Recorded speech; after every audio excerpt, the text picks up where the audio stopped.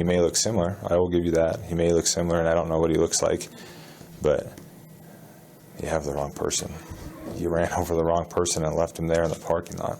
Pay close attention. You're about to witness a crime.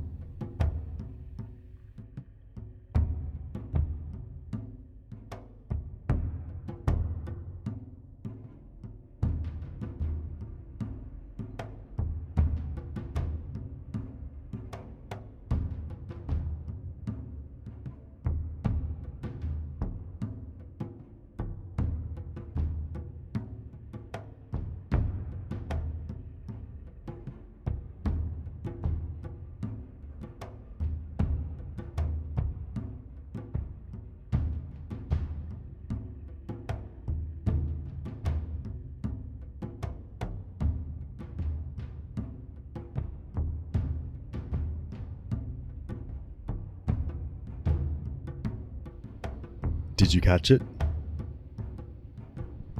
You just watched a woman being run over by a car, then lying there for a full minute before a small crowd forms around her to call for help. The crime itself happens at the very beginning of the video. Let's watch again. At the top left, we see a woman suddenly appear. She attempts to run across the street. She's followed and attacked by a large vehicle.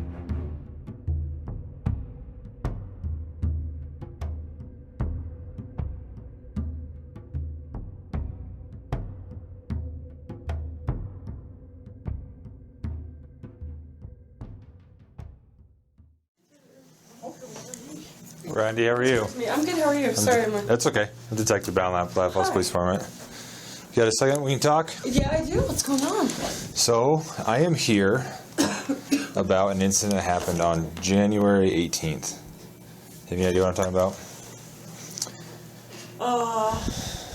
I don't think so. Okay. If you refresh my memory, I probably might. Okay. I'm thinking, I know you know what this is talking about because I know you've seen it in the news, and I know that you're kind of scared of what's going on and the repercussions, but it's in reference to a vehicle accident in the Winco parking lot. Oh, okay. Okay. Do you recall what happened there? No idea. Okay. I guess let me go back a little bit, okay? I've been investigating this since it happened, okay? Okay. I understand there's more to the story than what I know right now, okay? But I also know what happened, okay? Okay. I know that your vehicle was used to run somebody over and that you were the driver. Okay. I know those things, okay? All right. I understand there's more to the story on the backside of that, the reasoning too, and why. And that's what I'm kind of interested in right now. Would you like to tell me about that? I don't think that's in my best interest, is it? What do you mean by that? I'm making legal statements here, like, do I need... You always have the ability to have an attorney. What's going on right here? What the hell was that?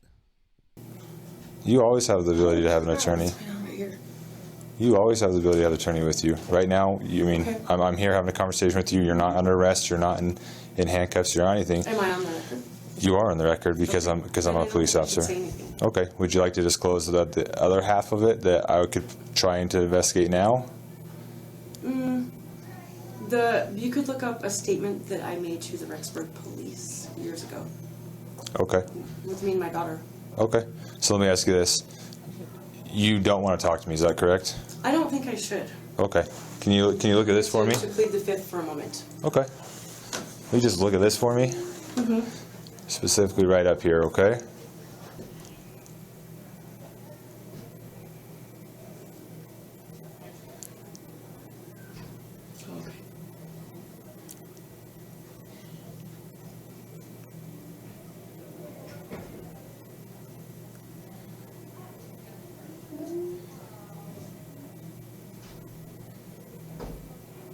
Notice that he doesn't get up.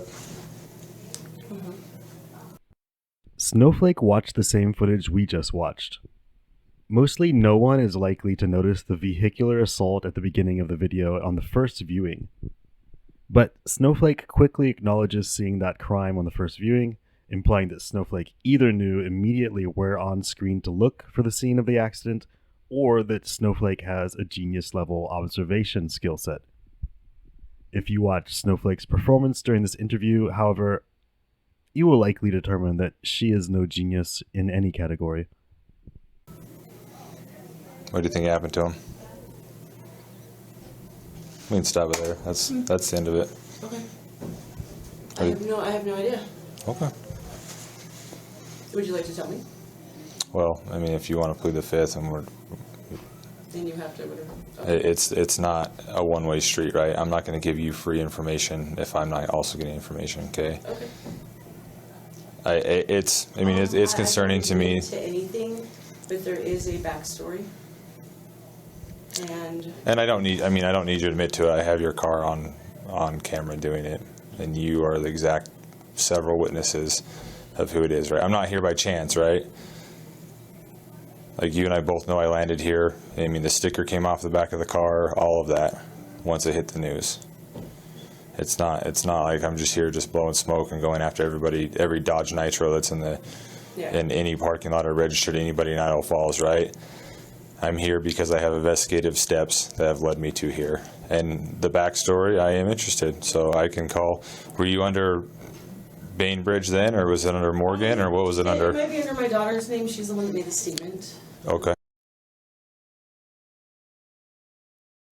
What year was it? Oh, let's see. It was probably about 5 years ago.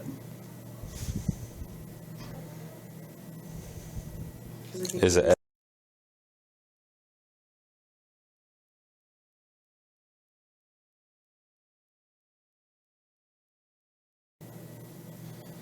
And it's something that happened in Rexburg, is that correct? Well, yeah, I think. In Madison County? In Madison County, yeah. Okay.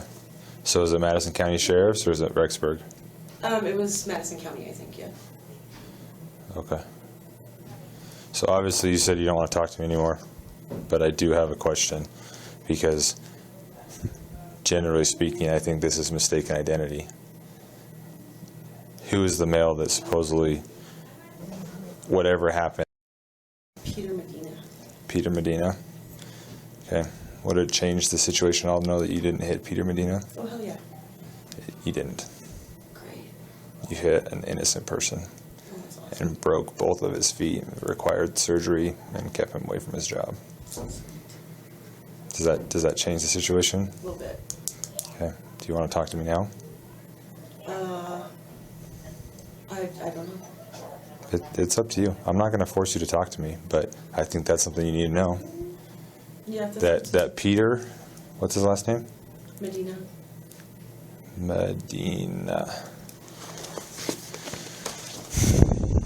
Geronimo is the person that you hit. A guy that goes to work every day, has never had a run on the law, never done anything bad, goes to work and was simply stopping at the liquor store to get something that his wife requested him to get, and instead he got 2 broken feet for it. Damn. Do you think our anger and our haste and our anger probably overclouds Oh, probably. the situation? It's the biggest regret of my life. I failed my daughter. And I investigate those crimes every day. I live with them every day. I mean, I have small children. I get that. I live with that, and my heart breaks for you. And I will wholeheartedly say the amount of anger that you have towards that person is the same amount of anger that I would have towards that person if something happened to my child. And I go after these people that do this to their children or their stepchildren or their neighbors or whatever it is, and I do everything in my power to put them away because I don't want that to be my child and I don't want that to be somebody else's child. Right. Well, thank you. For and whatever happened here, obviously I don't know, but what Peter is alleged to do is not appropriate. Yeah. But in anger and in haste, mistaken identity now has led to a family with their only breadwinner with two broken feet, and he works on his feet all day, every day. Had to put a ramp in front of their house for a wheelchair, like all these things that happen to them, because in a fit of what we think is recognition, anger takes over and we don't see necessarily what exactly is happening. He may look similar, I will give you that. He may look similar and I don't know what he looks like, but you have the wrong person. You ran over the wrong person and left him there in the parking lot.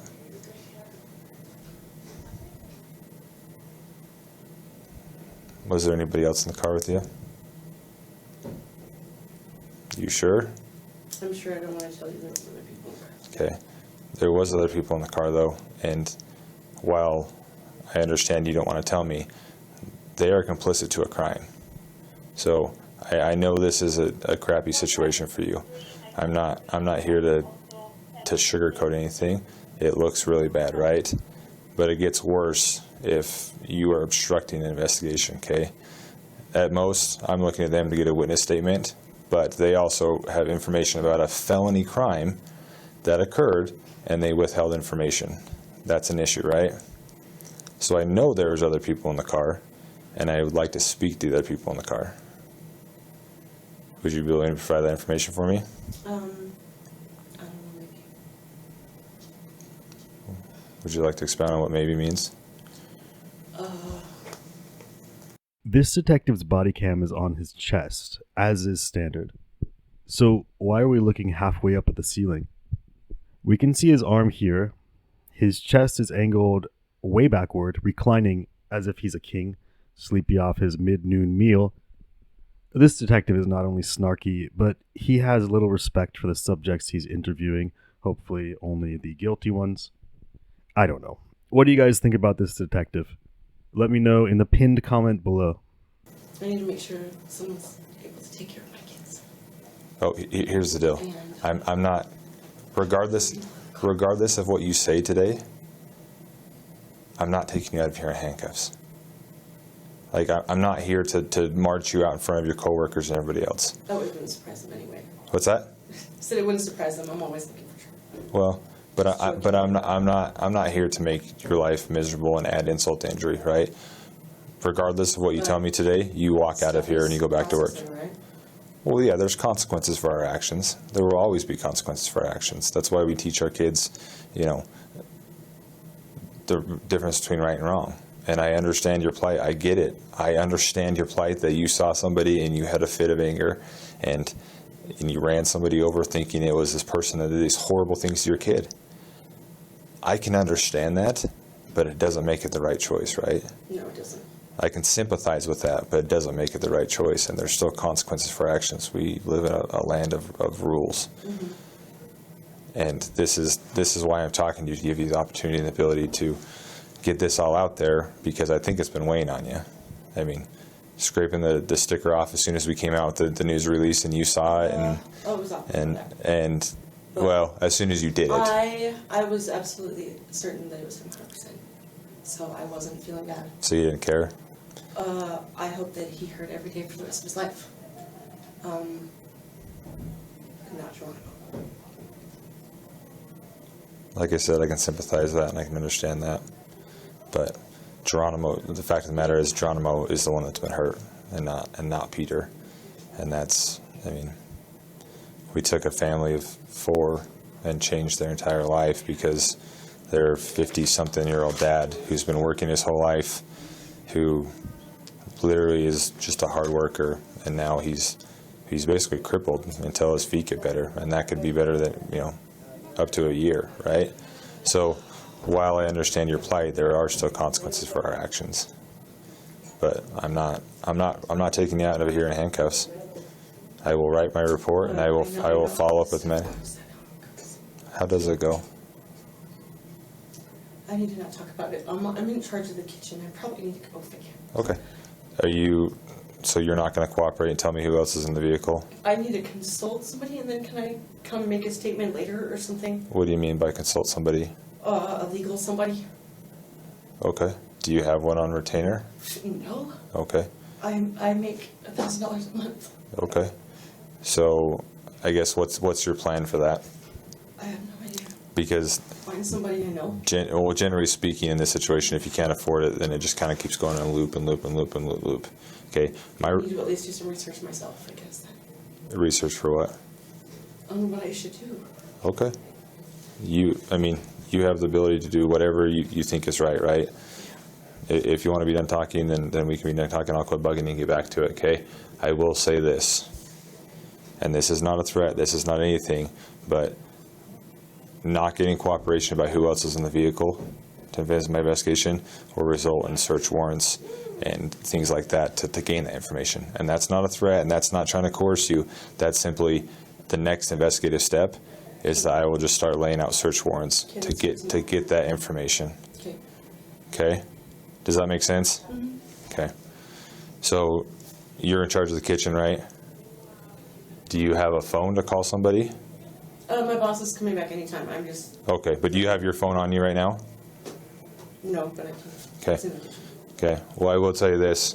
As of right now, I am seizing your phone, based off. I know that's where I'm going to find out it is. Okay, and then that way, I guess let's put it this way. I'll do it it's not that what we're talking about is not legal, but I'll do it the legal way so that you don't have to, I guess, dime somebody out, right? Mm-hmm. Does that make sense? So that when it's all said and done, you can say that you didn't tell him he was in the car or whatever else it is. But that's what's going to happen. Okay. Okay. I am concerned about your ability to contact your family if I take your phone. Yeah. Is there a secondary means that you can get a hold of them? I'll find somebody and go buy a whole new phone, I guess. Well, that's not. I mean, I'll give your phone back to you. That's not the issue, right? You will get your phone back as soon as I process it. You'll get it back. So that could. I mean, we could very well talk about that being today, right? Would that be helpful if I can just get it processed? Then what time are you done working today? At 3. 3? It's 11:40 right now. I mean, would that work better for you to process and get it back to you today by the time you leave at 3? Sure. I'm really not trying to play tricks with you. I'm trying to work with you. I know you're upset at me. I know you're upset about this situation. This sucks. It does suck. Like I said, my heart goes out to you. As a parent and all that, I get that, but it's not quite the situation we thought it was. So that being said, I'm pretty sure I'm not going to finish work.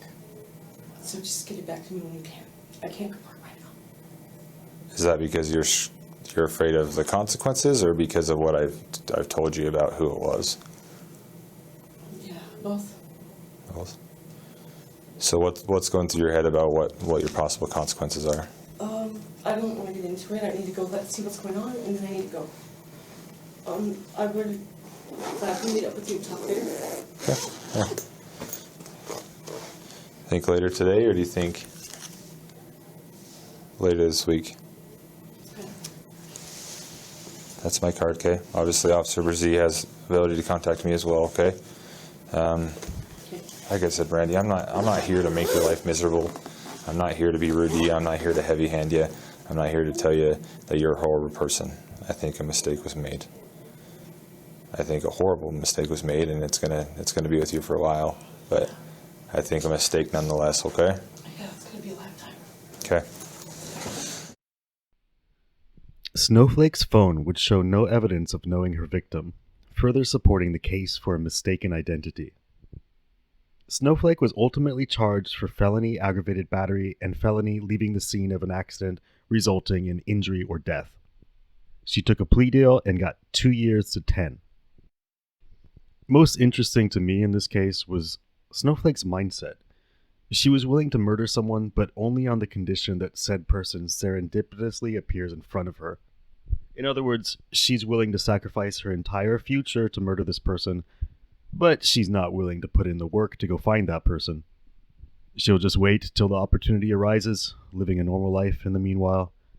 But her kill switch flips when she sees the person she hates. She has installed in herself a kill on sight protocol, which is just insane when you think about it.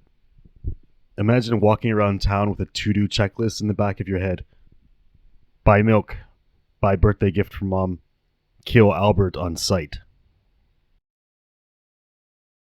If you're making a decent income but not investing it, you're letting your money go to waste. Inflation is going to destroy most people's wealth over the coming years, but it doesn't have to happen to you. Put your money to work for you with stock and options. After I started this YouTube channel, I was trading a lot less than before. I have been trading a lot less than before. Before, I was trading every day, and now I only make trades of the highest conviction. In the last 90 days of my trades, all of my trades have been winners. If you wish to join me, visit the link below. When you sign up, you'll receive an email every time I plan to open a trade. Just copy what I do, and you don't need to spend any time researching investments. I'll even help you get your trading account set up if you don't have one.